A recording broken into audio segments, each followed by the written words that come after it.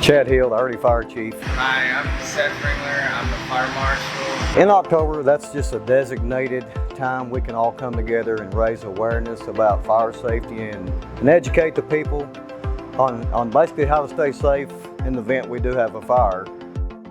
No one really thinks about fires until after they happen, and then it's too late.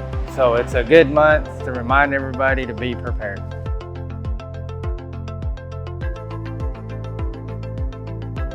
Here in Early, we go to the primary school every year and we teach the kids about fire safety. We send them with literature home that they can talk to their parents about it. We go to events, like when Early hosts an event, we'll go there, we talk to the grown-ups, hand out materials, remind them, about fire safety.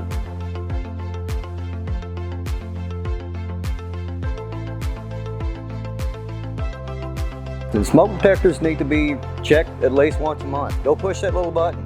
Show your kids, make them aware of what that is. So check it monthly, push it, make sure it works. Change the batteries. The best time to do it is when you change your clock 2 times a year. That's a good rhythm to get into. And a lot of people don't know smoke detectors are only good for 10 years. So about that 8 or 9 year, you really need to start looking and start replacing them. Extinguishers are a little bit different. Just visually check them, make sure the gauges are right or the tabs are not broke, and those need to be replaced every 5 years.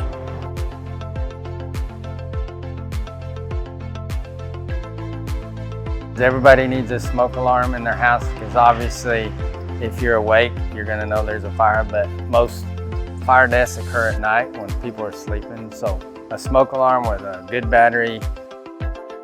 Everyone needs a fire extinguisher. And I recommend a 5-pound is what I call it. It's the bigger one. And then an escape plan for the family in case they have a fire.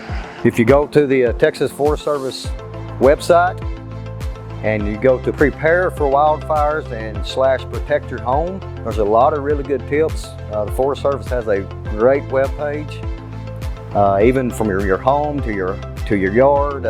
Very, very good information. I highly recommend you do that.